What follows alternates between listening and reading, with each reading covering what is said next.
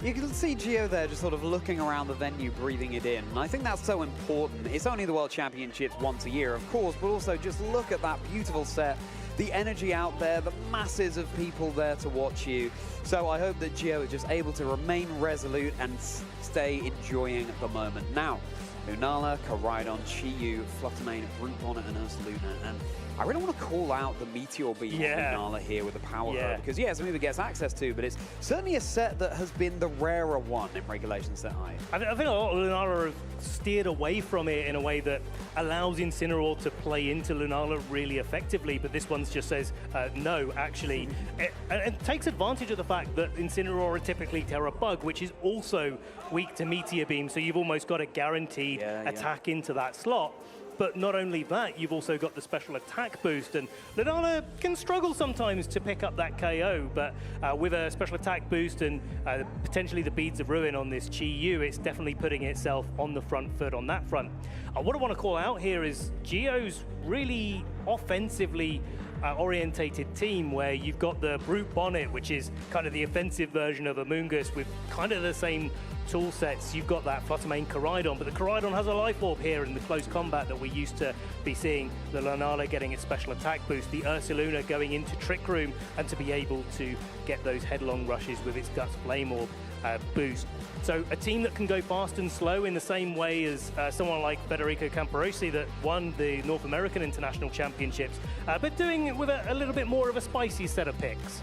We're about to see why this team has been paying such dividends for Gio over the course of Regulation Set I, and I'm so excited about that.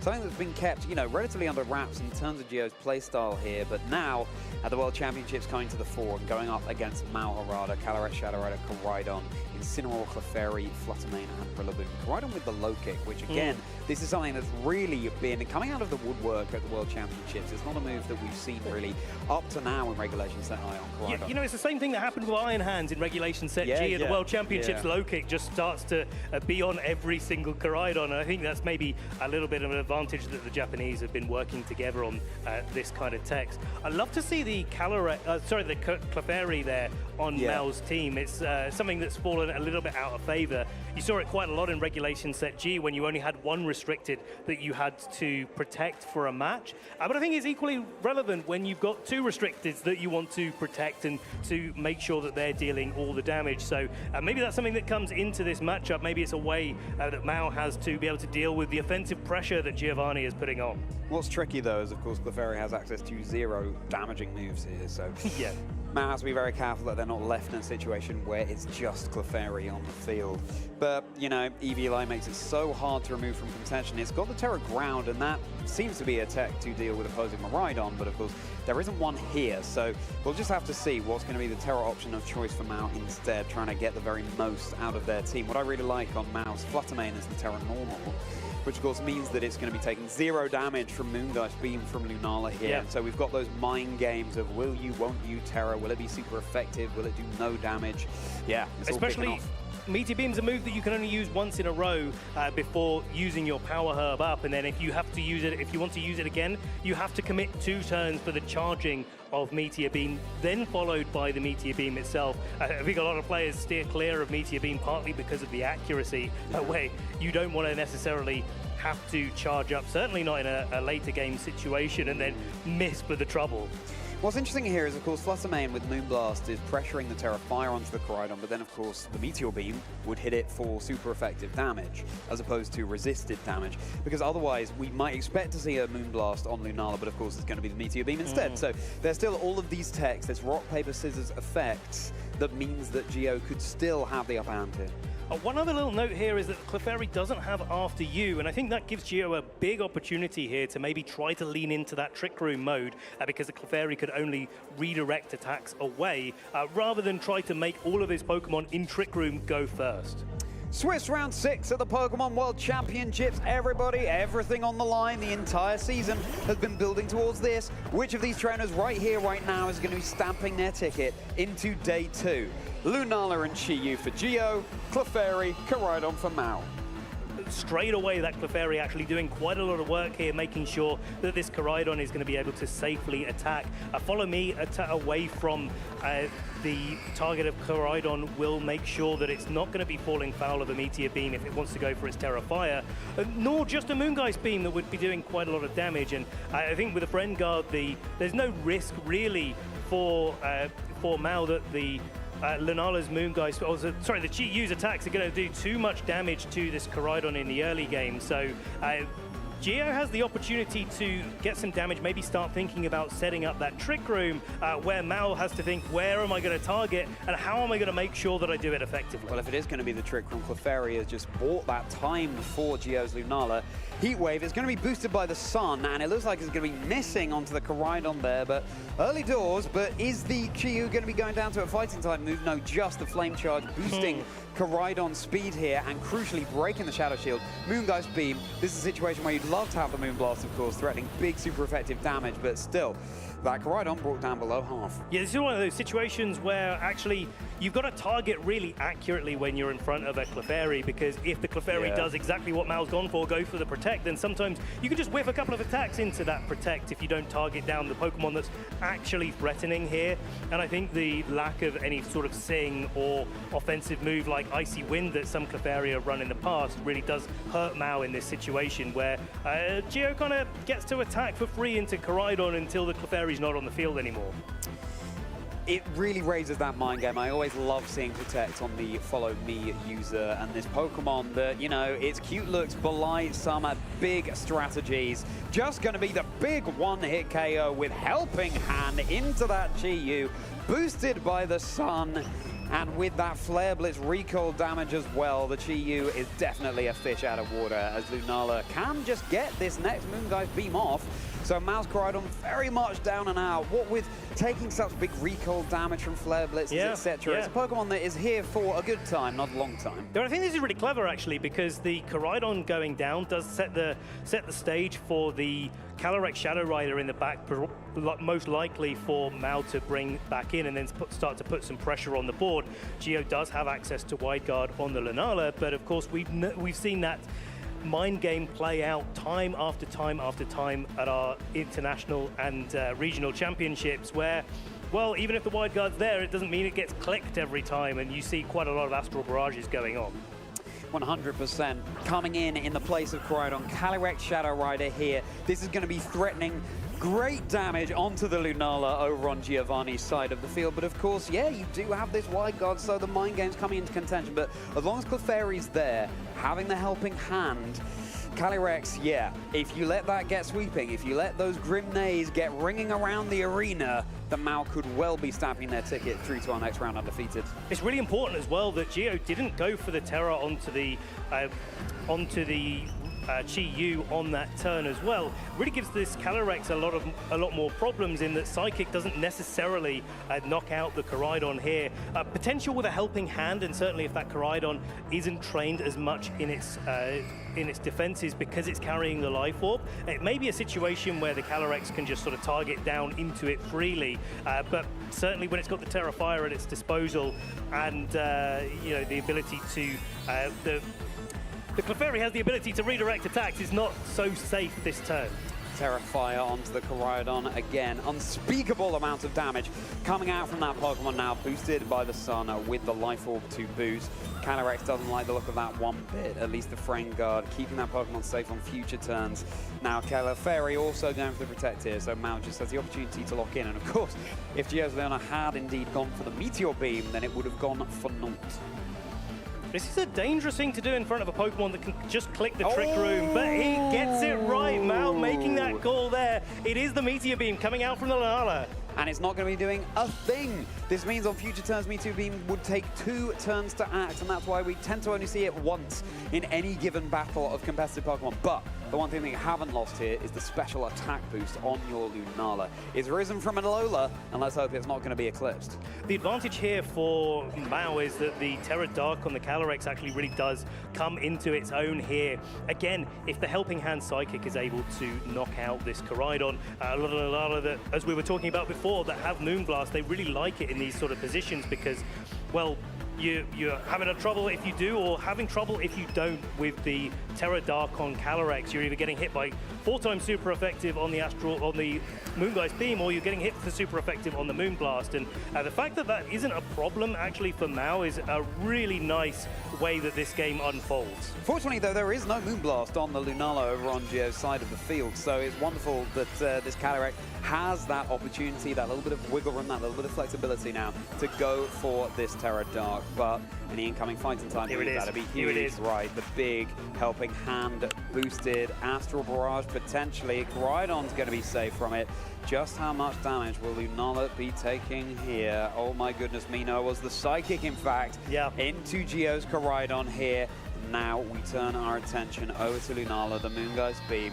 Oh dear, with the Frame Guard, but with the Terra Dark onto the Calyrex Shadow Rider, in fact targeted into the Clefairy here. Wow, and you can see that the special attack boost from the Meteor Beam really paid dividends. So you've got to be careful here as well if you're Geo, if it's whether or not you want to play defensively and switch in a Pokemon to take that Psychic while you knock out the Clefairy, and then that sort of opens the door for your Lunala to actually do something here. I'm kind of surprised that Geo hasn't actually gone for the Trick Room in this scenario, tried to make Koraidon that little bit more of a threat in this situation, being naturally slower than the Calyrex on Mao's side. Right. But Mao is maintaining their lead at the moment, and I really do want to see whether or not that mind game gets called by either of our players, whether we actually just see an Astral Barrage to knock out the Lunala in this spot. Yeah, this is tricky, of course, because, yeah, you have the Fluttermane in the back. It's got Focus Sash.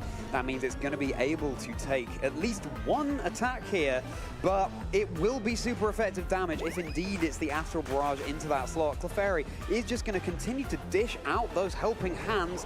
There's the Astral Barrage. Oh my goodness, the Lunala has not been protected. That moon has set. Now Fluttermane just brought down to the 1 HP. Koraidon lurking in the back will be emerging from the Velodrome. Gonna be the sun expiring soon, and Giovanni just down to their final 2 Pokemon. It's such a call to make, but it makes so much sense because the Trick Room is a threat from the Lunala, especially with the sun leaving the field as well. I think this is a really good timing for Koraidon to switch out and then switch back in to reset it. That keeps the speed advantage in Geo's favor, but unfortunately for Geo, the Wide Guard is no longer an option for him, and the Follow Me will stop the Fluttermane from being able to target with a Moonblast into that Calyrex on this turn. But of course, if you go for a Moonblast to try to knock out the Clefairy so you can knock out the Calyrex with a move from Koraidon, well then you're not Icy Winding and the Calyrex is still going first. Right. It's all about the speed here, the need for speed that Mao has over on their side, and then that ever-present question of is Clefairy going to go for Protect or not? Mind games, mind games, mind games, and Protects. As Mao's Calyrex Shadow Rider won't be taking any damage this turn, and Clefairy too, so the sun being stalled down for a turn that's just been reset. Yeah.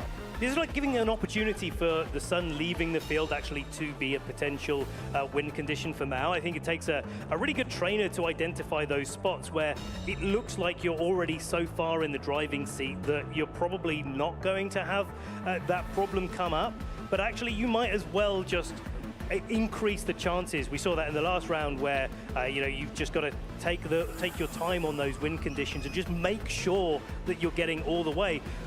And while we're here, Charlie, worth reminding everybody at home, this is Swiss round 6. Whoever wins this game, both of them are 5-0. Whoever wins this game is locking their position in day 2 here at the World Championships. Yeah, absolutely. We're still in game 1, however, so we have at least one more game to go. It's just whether Geo's able to eke out the advantage. I mean, Mao has the luxury of an unrevealed 4th Pokemon in the back thus far, and they're going to be wanting to keep their cards close to their chest, not revealing that if at all possible to be able to catch Geo out potentially in the next game. Moonblast, is this going to be enough to deal the KO? It certainly will. That Clefairy is going all the way back to Mount Moon. Speaking of Mount Moon, Lunala, unfortunately, that's down and out as well. Here's the Flare Blitz. It's boosted by the sun. It's got that Life Orb into the Terra Dark Calyrex Shadow Rider. That's going to be enough for the KO. Geo looking mighty pleased about that. And now the tables have turned. Now it's brought down to their final Pokemon. Well, there's been no Icy Wind on that Calyrex, and it looks like this is one of those Calyrex that sacrificed a little bit of speed on the way to the World Championships. Maybe it's been playing a little bit too much in regulation. It's a long old ride to Anaheim, Ben. It's a very, very long ride from Japan over there, and Geo's had a little bit of a shorter ride, so maybe a little bit more gas in the tank there for the Koraidon. 100%. That Bicycle Beast now facing down this Fluttermane. really thanking their lucky stars that Koraidon's gone for the Terrify here. Of course, now taking resisted damage from Fluttermane. Coming in for Mao, it is threatening the Moonblast. Has Shadow Ball as well, though, so can deal some neutral damage in the situation. But you do have to break through the Focus Sash on Mao's side of the field, so it's still very close. Was it like this is the potential speed tie between these Fluttermanes? If Mao's goes first, then Mao's in a great position because you can Icy Wind to knock out the Fluttermane, assuming that that hits that slot, and then do that little bit more damage to the Koraidon. And the Koraidon doesn't have to do recoil damage to itself with Flare Blitz to be able to put this Fluttermane down to its Focus Sash. And I think arguably the play to make for Geo is to try to increase the speed. Mao does though get the speed advantage. Fluttermane is going to be connecting with Icy Wind over on Mao's side. That's going to be Fluttermane down, and of course, Koraidon has to get through a Focus Sash as well, so does it have enough gas in that tack you mentioned, Ben, to be able to secure the KO next turn? Now here's the Flame Charge with the speed boost. It's boosted by the Sun, but there comes that Focus Sash that has been so crucial ever since its introduction to the competitive Pokemon video game circuit.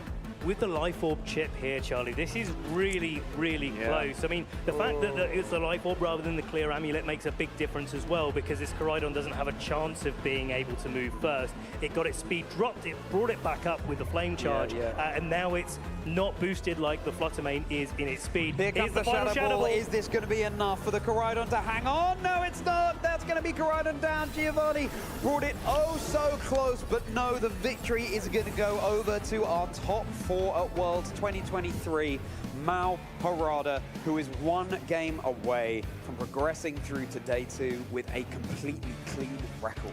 That was so close, but what a great set of information for Geo coming into this game too. Yeah, okay, Geo didn't manage to secure the win there. It was a little bit of a coin flip away from being able to do so, and that's to speak to how close this match is overall between these two trainers. But just knowing that your Koraidon is faster than the Calyrex Shadow Rider on Mao's side of the field makes so much of a difference coming into game 2.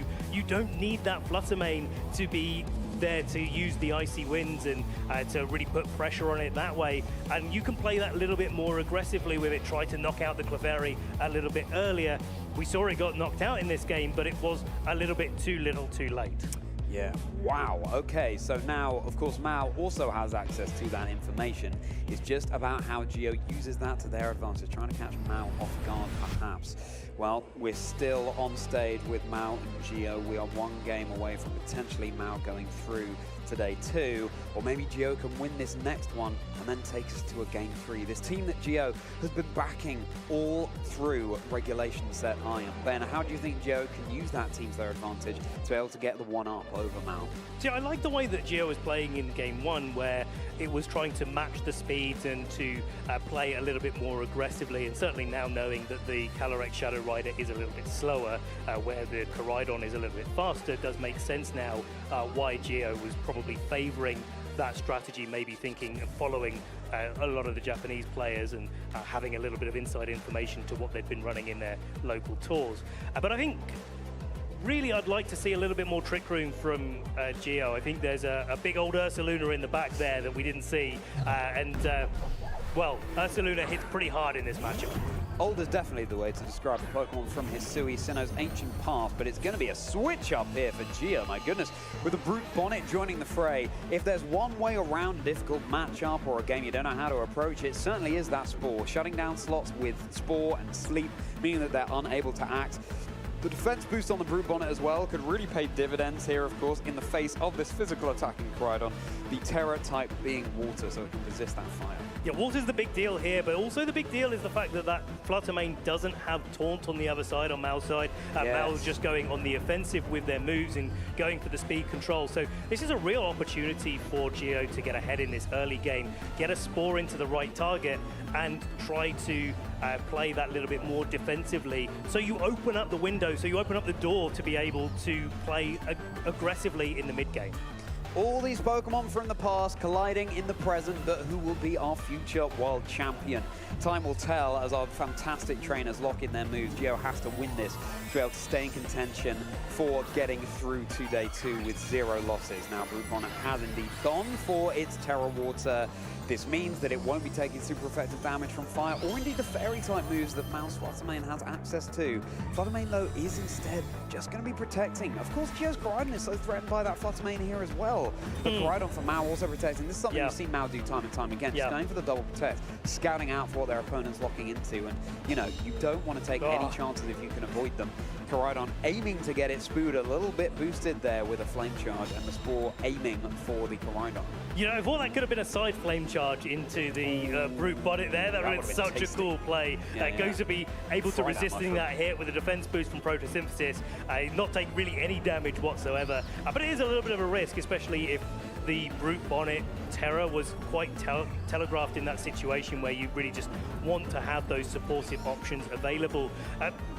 Mal doing well to see how Geo's thinking in this turn, but also opening the door to the fact that, well, both of their Pokemon just protected, so they can't necessarily protect again. Something the Great is coming in. It's going to be Incineroar the Great. Who'd have thunk it, traders? Incineroar the Great. It's not like it's won everything ever since its introduction into this competitive format we have here, but the safety goggles, of course, means that it's going to not be being put to sleep by the Spore that Brute Bonnet is threatening down. Rillaboom has been joining the fray now, setting up that grassy terrain, getting the grass super effective moves online into the Brute Bonnet. Koraidon this time, it's its turn to go for its Protect. Yeah, it's like both trainers kind of see that there's a switch up going to be happening, and Mal really going quite deep into that, thinking that maybe Trick Room was a thing that actually Geo could really go for, and saying, well, if they're going to be going for Trick Room, then double Fake Out seems like a good thing to have at your disposal. Certainly even better seeing that the Brute Bonnet had actually gone for its Terra Water in this spot, and Rillaboom gets the opportunity to hit that now for super effective, where, okay, U-turn would be 4 times super effective, but it's not the same type of attack bonus. It's not the strongest move out there. Yeah, it's fantastic that Mal has brought both the Incineroar and the Rillaboom this game, because of course both immune to that Spore. So just staying one step ahead of Geo here, saying, well, you know, this could be an adaptation you bring to game 2, but it's not one that I'm going to fall foul of. Geo bringing that time right back down to the wire, as Chi-Yu will be swimming right out of its Shrine in Paldea onto the World Championship stage here in Anaheim, California, reducing the special defenses of everything around it. Koraidon not acting this turn, the Fake Out making it flinch. Now we turn our attention over to the Rillaboom. It was baited into that Woodhammer into the Brute Bonnet slot. Would have been super effective. That was masterful sound effects there, Ben. If you could consider an alternate career, then that one is right there for you. Foley Master Ben, a little bit of recovery all around on the field. And getting the Fake Out onto that Koraidon really makes a difference here, because both of the Pokemon on Mal's side are really struggling to be able to survive attacks from that Koraidon. Close combat, even with an Intimidate, but with the Life Orb, still usually gets the knockout onto Incineroar, and Rillaboom exactly the same, but both of these Pokemon can Terra out, so it's a really difficult scenario to choose where for Mal that he's going to play defensively in this spot, especially now that Chi-Yu has entered the field and you get that extra little bit of damage from Heat Wave. Heat Wave, but it can also miss, of course. Mal's Rillaboom really under the thumb here, but you want to keep around the Pokemon that are immune to Spore for as long as you possibly can. Incineroar, for potentially that reason, now switching, because it's so threatened by the fighting type moves that Koraidon can bring right from the past into the present. Now Mal's own Koraidon going to be joining the fray here instead. Clear Amulet meets Life Orb, but now let's meet a Terra. Yeah, interested to see which one this is. It's Rillaboom going for his Terra Water, so yeah, I think a really good defensive play here, where Geo's already committed their Terra, but Rillaboom gets to also play on the defensive. The grass type's actually feeling a little bit wet in this scenario, even in the sun. The defensive drums, that's going to be a dodge over onto the Koraidon.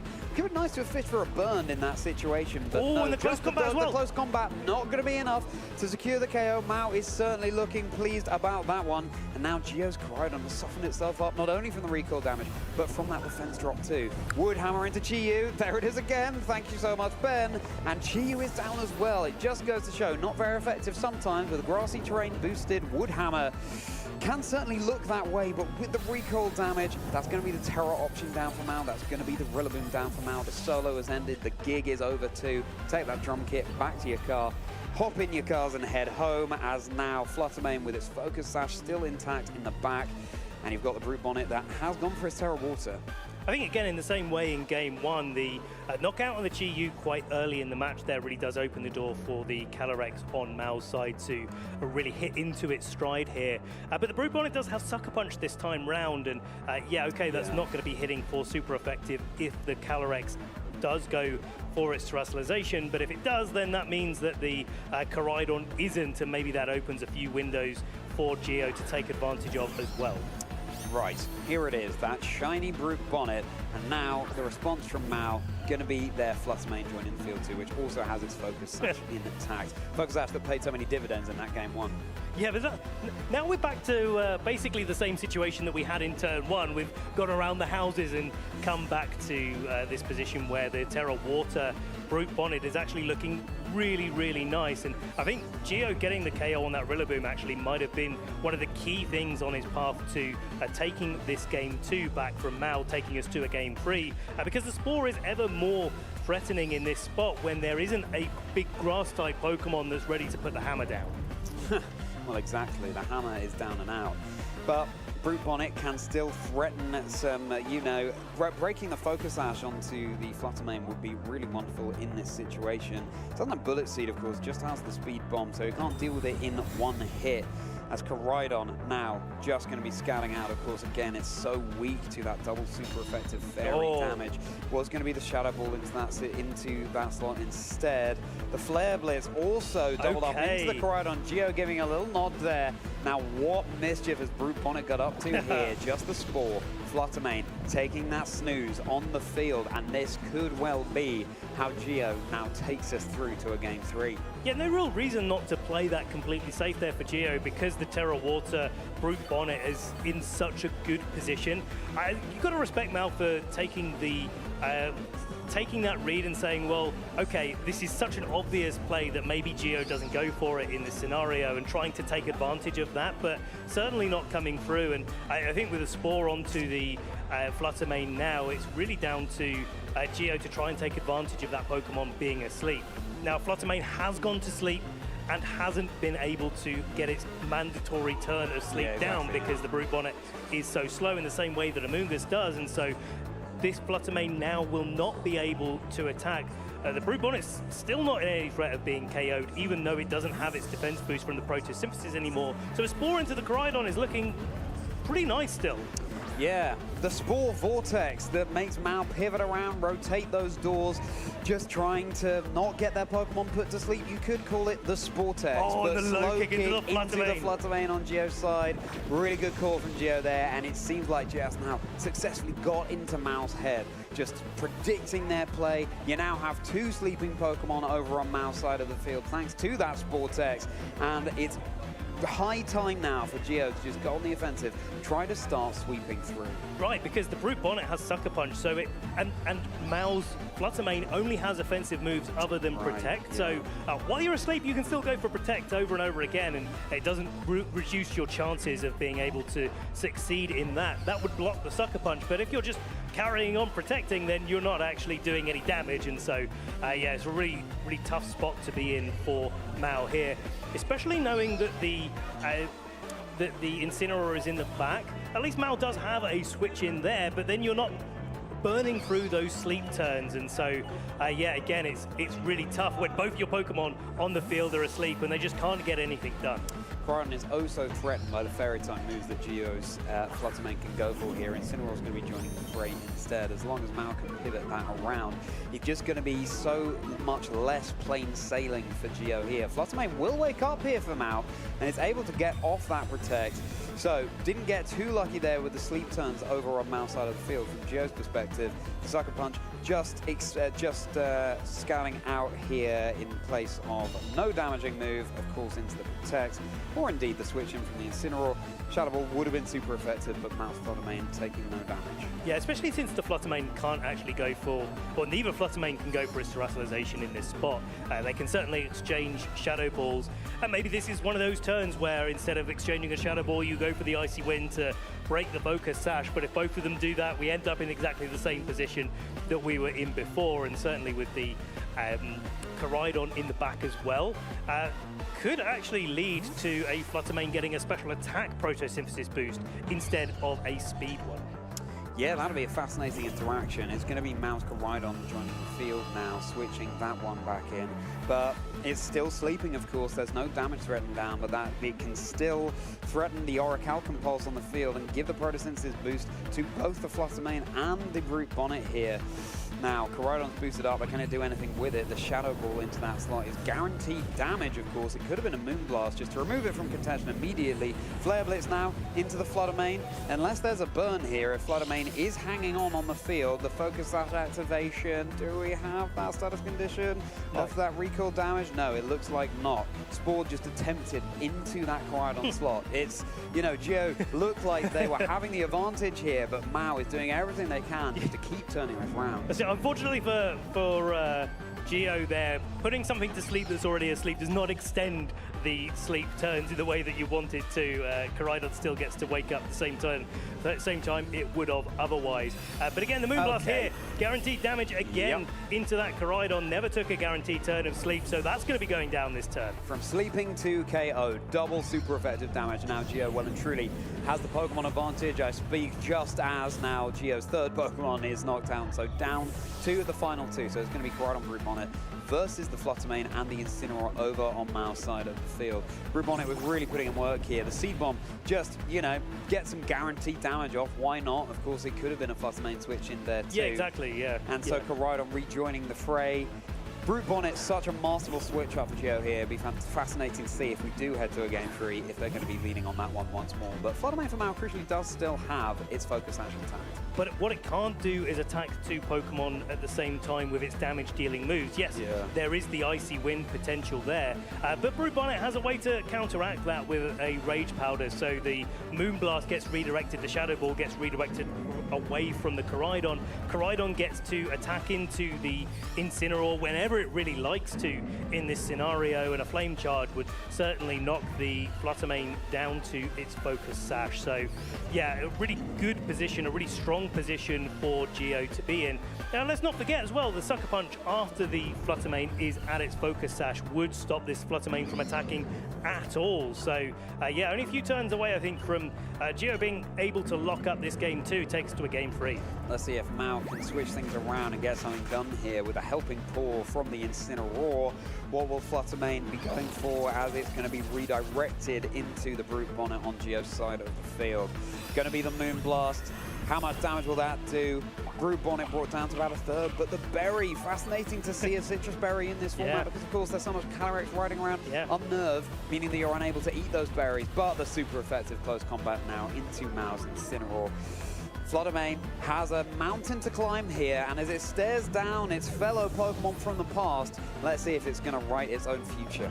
I wonder if there's a scenario where actually Geo kind of wants to wait out this sun just that little bit longer to stop that photosynthesis boost, boosting up the speed of the Flutter Mane and maybe being able to outspeed it with the Koraidon. But Citrus Berry here doing so much work, and unless the Flutter Mane gets a critical hit, it's likely that the Flutter Mane is going to be able to it's going to be targeted down by the Koraidon, take it down to its Focus Sash. If Koraidon does that with a Flame Charge as well, which is the most likely thing, then after the sun gets removed from the field, then the Koraidon always outspeeds the Flutter Mane. There's no chance of any speed ties going on here. Brute Bonnet, definitely the MVP in this game. It was putting things to sleep, and now it's becoming the center of attention.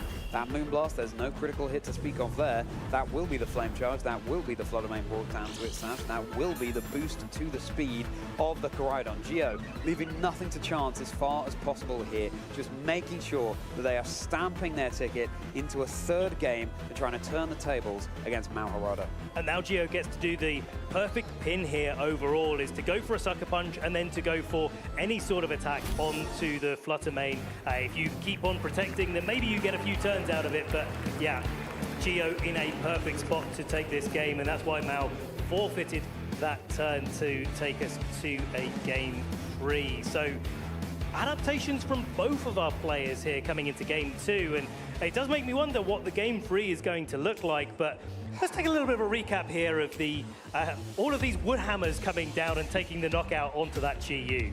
Give us that Woodhammer sound effect again, Ben.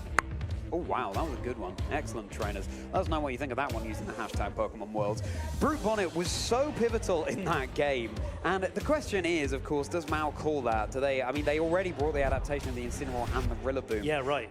To be able to block those spores, but it was so useful for Geo there. The thing is, you kind of have to go for your Terra Water onto the Brute Bonnet because there's so much firepower being threatened. Yeah, literally. Koraidon weak to the Moonblast, of course, so there are still so many cards to shuffle. But I think that's what Geo identified so well in that game too, right? Where there was a chance for close combat to go into the Incineroar, but actually Geo declined that free damage onto that slot and said, well, actually, no. I need to knock out this Grass-type Pokemon so that my Brute Bonnet can play so confidently into the end game. And I think that just that extra little bit of damage of the close combat really did seal the game for Geo. Maybe took a few turns to get to that end game state, but Geo did so well in finding that position early. What I really like from Mao in that game is how they left the Clefairy at home, actually. Yeah. It's another indication that they were predicting the Brute Bonnet switch up from Geo there, because once Clefairy's asleep, yeah, of course, you've got the Friend Guard active, but again, that is a Pokemon that's threatening no damaging moves, and if it had been brought to that previous game, I feel like that would have been an even swifter victory for Geo. But also leaving the Calyrex at home as well. I mean, that's not something that most of our trainers really want to be doing, but let's get into it, Charlie. Game 3, Swiss Round 6 here in Anaheim, California. Which of Mao Harada and Geo Cischke will be progressing through to day 2 with a completely clean record of 6 wins and 0 losses? It all comes down to this game. And thank you, Geo, for providing the Paldea Elite 4 music, because it couldn't be more perfect for the high stakes that these trainers are providing. So Koraidon faces down Lunala, Fluttermane faces down Chi-Yu. Yeah, I think like Lunala actually sits itself into a quite nice spot here where it's putting on a lot of pressure and it doesn't necessarily worry about taking too many, getting too many knockouts taken against it, especially if Geo wants to commit the early Terra Water onto that Lunala. Not Terra that we see too often in this regulation set, but actually working out really, really well. And I think Geo identifying in his team building process that actually Lunala really doesn't like playing into these mirrors. I've got to have the Terra Water to be able to play into those confidently rather than to play this sort of mirror match that doesn't go so well for me all the time. The Moonblast, there's no special attack drop there. Heat Wave connecting into Mao's side of the field. The Flare Blitz is going to be big damage, but it's also going to deal big recoil damage right back to Mao's Koraidon. Chi-Yu is already down and out. Already, Mao has the advantage in terms of Pokemon numbers. The Moongeist Beam, though, super effective onto Mao's Fluttermane. Lovely to break this Focus Sash early that was such a thorn into Geo's side in that previous game, and now secure the KO with the Moongeist Beam. So we've traded a Pokemon apiece. Fluttermane and Chi-Yu, we often see them side by side on the field, but this time around, they were facing each other down. These trainers mean business. I think this actually really does favor Geo more than it does Mao, because now the Fluttermane on Mao's side of the field gets taken out. We've seen already in this matchup how important Fluttermane is to the end game. Well, if you knock it out on turn 1, you don't have to worry about it in an end game scenario. You can also use your own Fluttermane to your advantage here. Calyrex and Koraidon entering the field at the same time, I think really does make you question whether or not the Koraidon outspeeding the Calyrex in game 1 was just that one-time advantage, or if this is definitely the Koraidon having the advantage here. All 4 restricted on the field now. Again, this is so classic for game 3. These trainers saying, taking the gloves off, just trying to get the jump on their opponents. Definitely. I mean, that's the thing with these sort of situations where if you have the slower restricted Pokemon, you can really get into trouble quite quickly. But the Lunala has a tool up its sleeve that it's been using all season long in that wide guard to make that situation just that little bit easier to deal with and try to utilize, I think, for Geo certainly, the very powerful Moongeist Beam that he has access to. Okay, so Calyrex Shadow Rider is going to be riding all the way back to Galar, and joining us on the field instead is going to be the Clefairy. Okay, so Mao did bring it this game and has revealed all 4 of their Pokemon. So fantastic information for Geo here. The Terrestrialization onto the Koraidon for one of these trainers has become its Terra Fire. It's all the more boosted to its firepower now with the sun blazing down. It's going to be the Koraidon on Geo's side of the field. The Flare Blitz massive into the Clefairy here. Just how much damage is it going to take? Oh, it's just just enough for the big one-hit KO. My goodness gracious me, the Eviolite not coming into contention there at all. The item that boosts the defenses of a Pokemon that can still evolve, and Mao is brought down to just their final 2 Pokemon. Removing the Clefairy that early was wonderful, but then so is removing Geo's Koraidon. The low kick, Geo head in hand, But but just wait for it, down though. but not out. Because there could be another knockout yet to come. The All of the Moonlight restricteds Speed. on the field at the start of the turn. Channeling the lunar energy raining down from the sky into Mao's Koraidon, but no, it will be hanging on here. But the Flutter Mane so lovely to have in the back with the Focus Sash still available. This is quite a nice position for Geo to be in with that Photosynthesis boost, but also the wide guard that it has access to. It's going to make this Calyrex just a lot easier for Geo to be able to deal with in this end game. But one thing that Mao's done really well is knock out the Koraidon on that turn, which we did see outspeeding the Calyrex. So there's no risk of that same issue happening yet again. What I'm wondering about is whether Icy Wind is enough to pick up the KO on this Koraidon, and if that's the case, whether or not Moongeist Beam can follow things up here and take a positive turn here for Mao in this endgame. One thing to note is that actually Mao has yet to commit their Terra option on their side of the field, and so going for a Terra Dark here on the Calyrex would make you much, much better into the Lunala, but if you do that, then maybe your Koraidon gets knocked out by a super effective Icy Wind instead. Certainly not the first wide guard mind game that we're going to be seeing at the World Championships, trainers. It has been so prevalent in regulation, said I. Now Koraidon going for its Terra Fire for Mao. This means, of course, it's not going to damage from Geo's Flutter Mane with a roar of be the Astral Barrage that Mao's Calyrex locked into. Let us find out. Moonblast into the Calyrex, down to about 50%. Just a Psychic in fact now into Geo's Flutter Mane. Brought down to 24 hit points. That Lifeorb damage is going to keep racking up as well. The Flame Charge boosting the speed. That's going to be Flutter Mane down. Critical hit not mattering there in the slightest, and all of a sudden this Lunala cannot go for wide guard and attack at the same time. It's having too much asked of it. What a call to make in this scenario, and especially as well because the Koraidon getting that speed boost makes sure it absolutely goes before the Calyrex here. That'll knock out its Shadow Shield, so the Astral Barrage will definitely pick up a KO. If it wasn't going to take a KO, regardless, being an Astral Barrage single target into a Lunala that has no ability to go for its Terra option.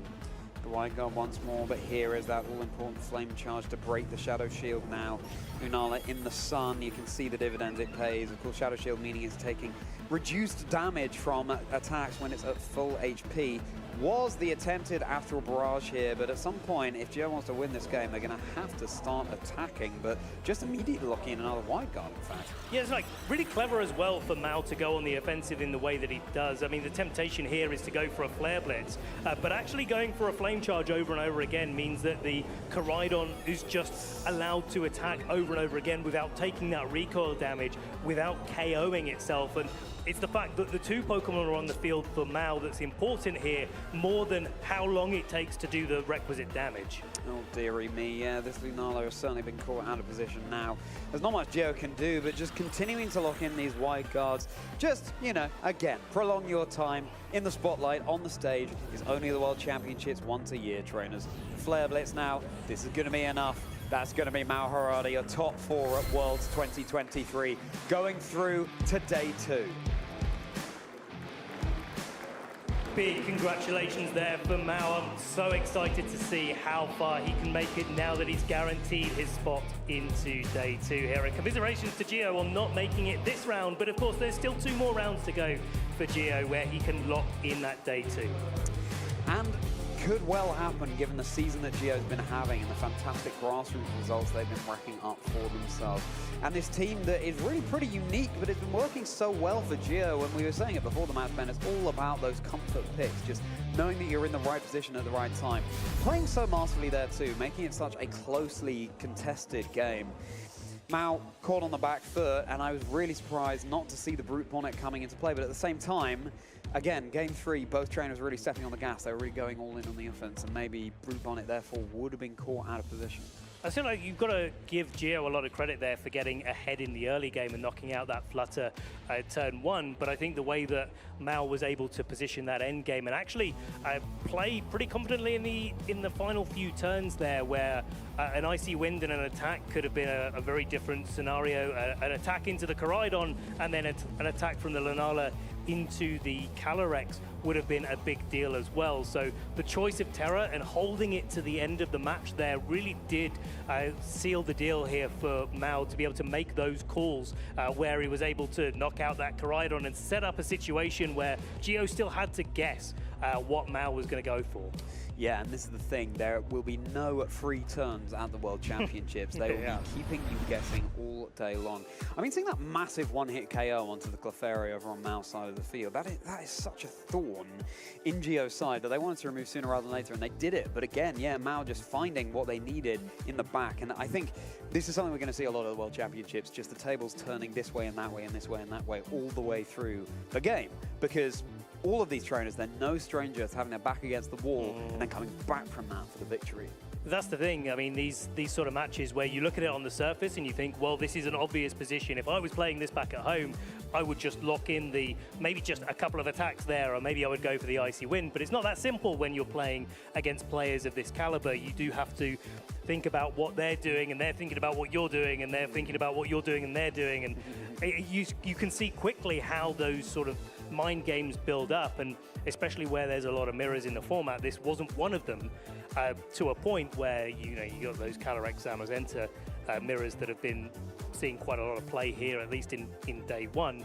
This one, Koraidon Fluttermane kind of mirror, does take a similar sort of form to those sort of mirror matches where you have Pokemon speed tying and you have the importance of getting an Icy Wind off first. Like we saw in that game too, Mao was able to get an Icy Wind off onto Gio's side of the field before Fluttermane was able to take a KO. But that's enough from us, Charlie. Let's kick it to the stage and hear from our winner in round 6. Just punch their tickets into day 2 of the World Championships here in Anaheim. Take it away. Thank you so much. I'm here with Mao Harada, who just made it into day 2 of the World Championships. Mao, congratulations. Day 2 進出おめでとうございます。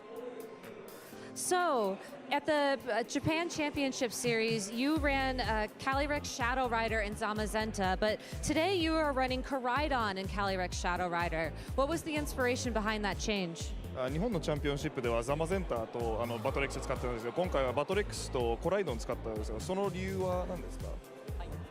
はい、ザマゼンタとバドレックスが、最も強いチームだと考えているんですけども、その最も強いチームに対して強いのがコライドンだと考えているので、今回はコライドンでチームを考えました。So he considers Calyrex and Zamazenta to be the strongest team. So he wanted to decide a team that's strongest to that combination, and then he decided on Koraidon. All right, so given that this match you just played was also against the Koraidon, what was your strategy? この試合でまたコライドンとの対決になったんですけど、それに対しての戦略は何かありましたか？はい、戦略としましては、ちょっと相手のアラブルタケを倒すのが難しいパーティーなので、相手のアラブルタケに対して、なるべく不利にならない盤面を作るように気をつけました。So the biggest thing he was worried about is opponents Among Us. Yeah, so he wanted to keep the situation so he wouldn't be like stuck with the Among Us to defeat. Yeah, that brute bonnet was certainly very scary. But you had some scary techs of your own, in particular the Helping Hand Incineroar. Where did you come up with that idea? 手助けのポケモン使ってたんですけど、そのアイディアはどこから来たんですか？はい、ガオガエンの手助けは、バドレックスとザマゼンタのチームでよく使われていて、コライドンのチームではあまり使われてない印象だったんですが、自分は、コライドンとバドレックスで、組み合わせているので、こことも手助けが相性がいいんじゃないかと考えて、今回使いました。So it's usually used with the team with Zamazenta and Calyrex, but he thought that it would work well with the team with Calyrex and Koraidon as well, so gave it a shot. Well, it's working very well indeed. Again, congratulations on making it to day 2. Omedetou gozaimasu, and thank you so much for your time. And we're going to be back with more Pokemon action from the World Championships after this break, so stay tuned. You're not going to want to go anywhere.